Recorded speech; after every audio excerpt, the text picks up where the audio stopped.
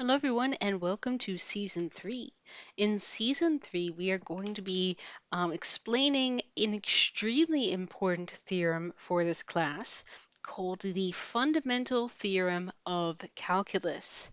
And spoiler alert, the fundamental theorem of calculus is going to give us a really powerful way to calculate definite integrals of complicated functions, functions that are too complicated to be integrated using, for example, geometry or using, for example, symmetry.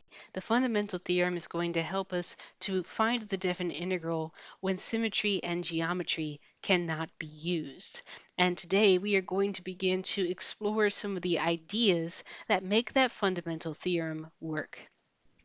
Objectives for today, we are going to try to interpret a definite integral where one of the limits of integration is not a number, but it's actually a variable.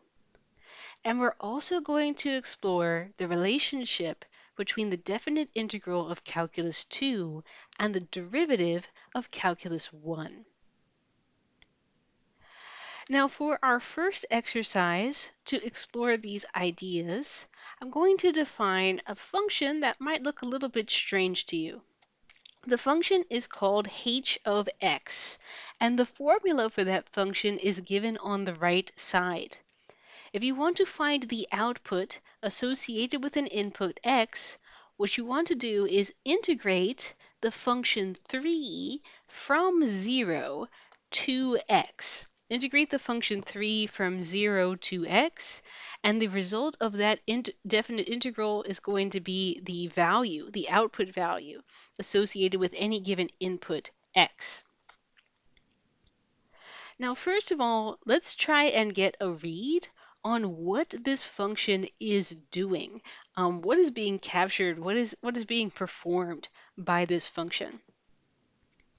To that end, I'm going to remind myself that anytime I see a definite integral represents a net area.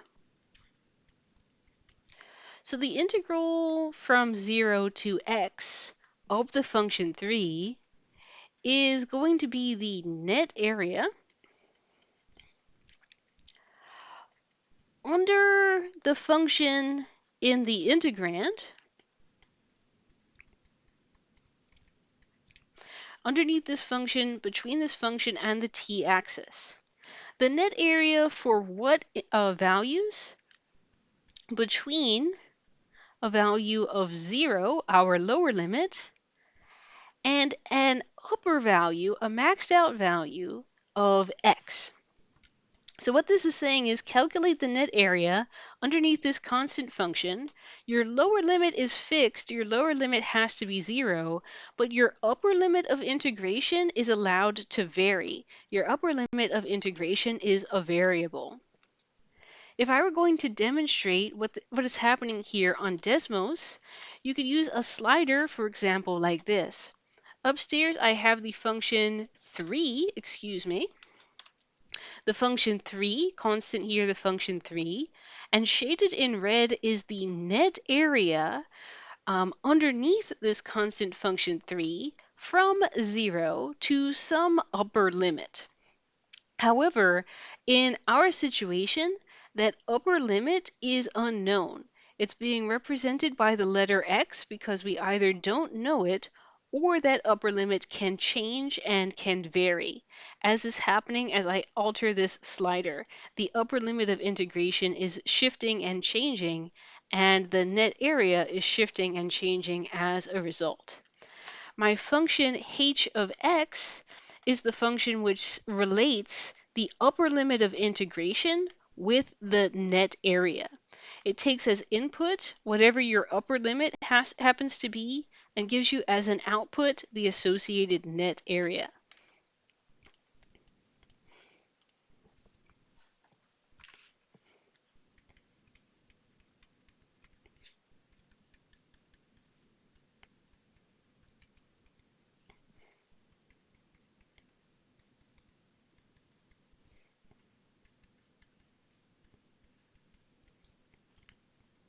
So that's all. This function h of x that has a variable upper limit is just a net area where the upper limit is allowed to change. And as the upper limit changes, the net area changes, sliding between small values to larger values. Now, if I bear this in mind, I can actually evaluate the function h at various inputs. For example, if I wanted to evaluate the function h at an input of specifically 3, then all I would have to do is replace the x in the formula with 3, and I would be integrating 3 from 0 to 3. And so our constant function rule says just take that constant and multiply it by the difference between your two limits of integration. 3 times 3 minus 0, result 9. Although I don't care so much about this 9, this is actually what's going to be useful to me in a minute. Let's see what happens if we calculate the value of h of 5. In this case, all I have to do is find the net area of the constant function 3 between 0 and 5. And once again, since I'm integrating a constant function, I can find this by just taking 3 and taking the difference of the upper limit and the lower limit. And once again, we recall that this is because the net area is rectangle shaped. So all I have to do is take the height of the rectangle and multiply it by the width of the rectangle. 3 times a width of 5, result 15. Now we were able to calculate the output when x was 3. We were able to calculate the output when x was 5. I wonder if we can use the ideas that have shown up in these two calculations to get a nice simple formula for h when the input is still unknown, h of x. Can I find a simplified formula, a formula that's not this complicated? Can I find a simpler formula for this function h of x? Well, in part B, we noticed that if the upper limit was 3, then the result was 3 times 3 minus 0. If the upper limit was 5, then the result was 3 times 5 minus 0. And so it stands to reason that if the upper limit is left as x, then the answer should be 3 times x minus 0. Following this pattern of the height of the rectangle, 3 units, the value of the constant, times the width of the rectangle, the difference between the two limits, x minus 0. So if I simplify that further, h of x is always going to be the same value as 3 times x. And we've seen that several times before. Integral from 0 to 5, h of 5 was 15, h of 3 was 9. And in general, if I want to find the net area of 3 between 0 and x, I can just do that by taking that height of 3 and multiplying it by whatever my x value is. 3 times x will be the simplified formula for this h of x. Now, here's a question. If I take this h of x, if I take this 3x and I take its derivative, what's the result of the derivative of this function? Do you remember? Well, going back in time to calculus 1, the derivative of a linear function like this one can be found just by taking the slope of that line. The derivative of the function 3x is just the constant 3. And if you don't remember how I got that, we're going to have to get those derivative rules memorized and practiced. So go back and memorize those derivative rules from Calculus 1. Go back to your Calculus 1 notes and relearn this material. Interesting. Interesting. What we've just said is that if you integrate the function 3 from 0 to x, if you integrate the function 3 and then take the derivative of that result, that integration process and that derivative process have kind of canceled each other out. Integrate 3, then take the derivative, and we got back the original function 3. Hmm, very interesting. So to summarize what's happened in this exercise, we introduced a new function, h of x, and h of x had the job of calculating the net area of this function 3 from 0 to an upper limit that could sort of slide around and vary, upper limit x. We observed that geometrically, this net area was always the same thing as just 3 times x, height times width. And we also observed that if you take the derivative of that area, the derivative returns your original function, your original integrand 3. Very, very interesting. Let's do the same exploration with another function and see if we come up with similar ideas. So here we have h of x, and h of x's job is to integrate from 0 to x this function t dt.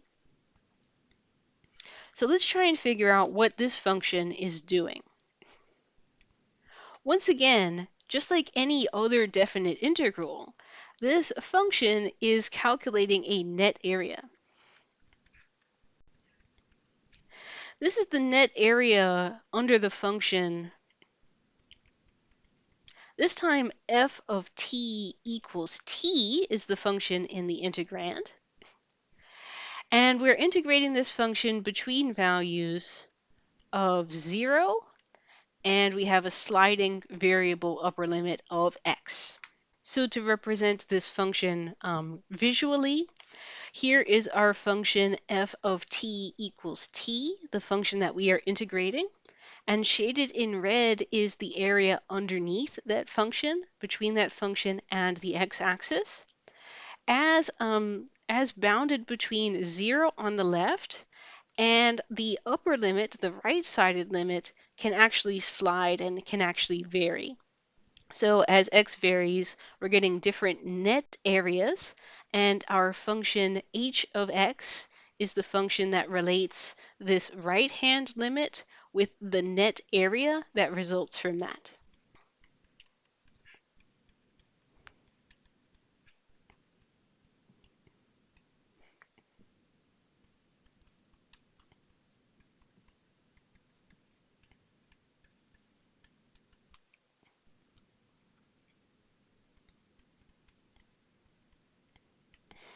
Now, once again, we can do some experiments plugging specific values of x into this function.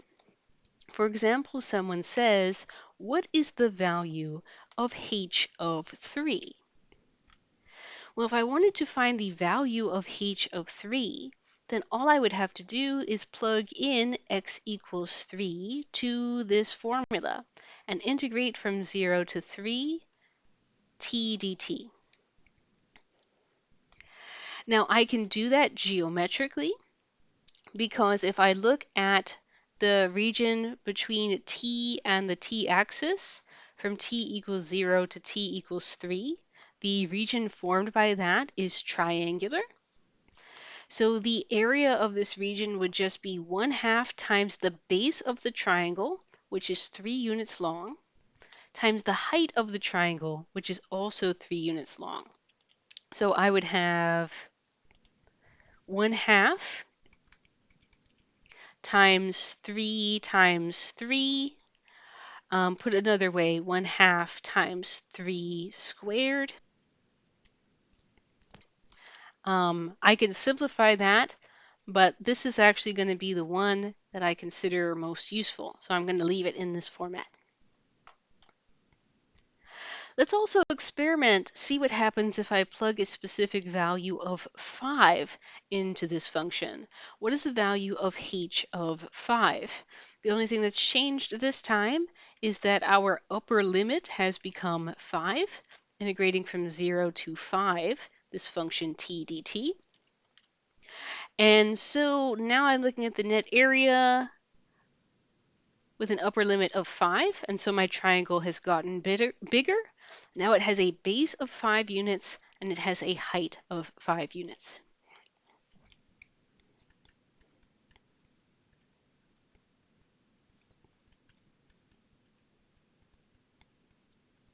Interesting, interesting. So if I plug in x equals 3, then the result of the function is 1/2 3 squared. If I plug in 5, then the function's output is 1/2 5 squared. So extrapolating based on this pattern, what do you think the formula for h of x can become in this example? If I were going to simplify a formula for h of x, what do you think it would become? Well, if h of 5 is 1/2 5 squared, and if h of 3 is 1/2 3 squared, then it is believable that h of x is 1/2 x squared, 1/2 x squared. And so 1/2 x squared from triangular 1/2 a base of x times a height of x. Now, question. What is the derivative of this h of x that we just wrote down in the previous step? What is the derivative of 1/2 x squared? Well, if I apply the power rule to this expression, the derivative of 1/2 x squared would be just x, right? Just x. So that's super interesting. Again, we took the derivative of the integral of the function t, and we got exactly the same function that we started with. The only thing that is different is that the variable name has changed. Besides the change in the variable name, nothing else is different.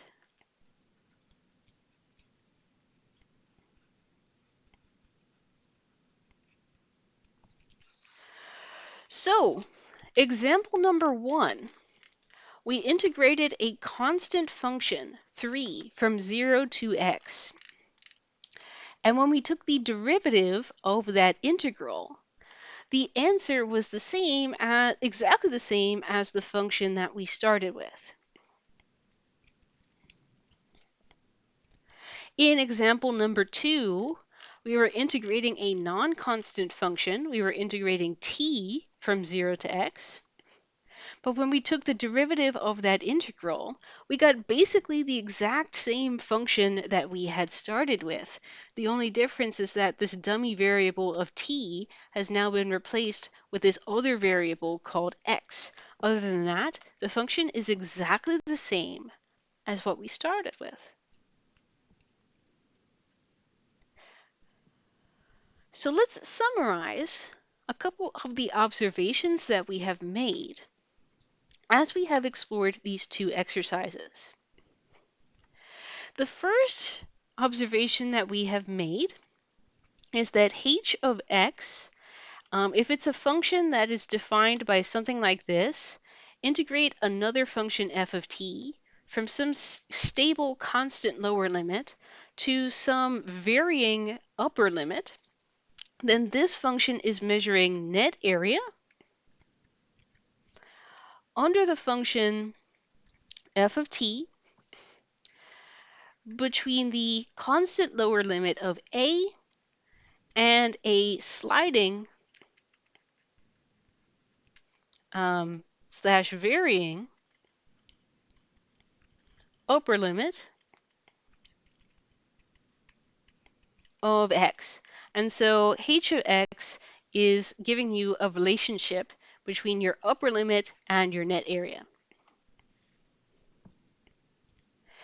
We have also observed that if you have a function defined this way, and you take the derivative of this function, then the derivative of this integral, the derivative and the integral kind of cancel each other out in a way.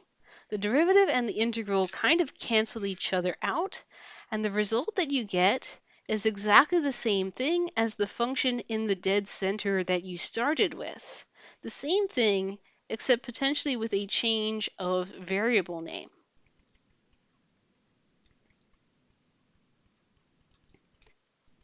The dummy variable goes away. We've talked about how the dummy variable doesn't generally show up in your final answer. The dummy variable goes away, and what is in its place now is this new variable x. Derivative of an integral. If you take an integral and then you take a derivative, they kind of cancel each other out, is what I would say. Derivative and integral kind of cancel each other out. So this is a breakthrough moment in Calculus 2, because this moment is when we realize that the integral of Calculus 2 and the derivative of Calculus 1 are very, very closely related to each other. In some sense, they are opposites of each other, because if you take an integral and then you take a derivative, those two actions cancel each other out, more or less. The only thing that changes is the variable name in your function. So we are going to use this relationship between derivatives and integrals to help us to calculate definite integrals very, very quickly. The idea being that in Calculus 1, we learned a million rules to help us to find derivatives quickly. So maybe we can recycle some of that learning that we did in Calculus 1. We can recycle everything that we learned about how to calculate derivatives. Maybe somehow that's going to help us to calculate integrals as well, because in this line we can see that integrals and derivatives are connected to one another. We can see that integrals and derivatives are kind of opposites of one another. So more on that in the next episode. How do we use the connection between derivatives and integrals to calculate integrals?